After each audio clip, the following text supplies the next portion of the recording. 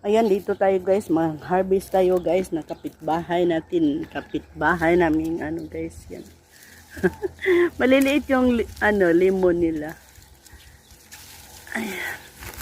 Pero maraming bunga, ayan.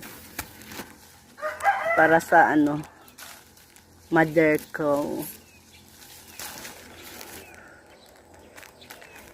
Ay, Rian! Rian, bisa na! Ayan, marami siyang guys. Kaya lang, maliliit. Tsaka meron siyang ito. Kuha tayo ng, harvest tayo ng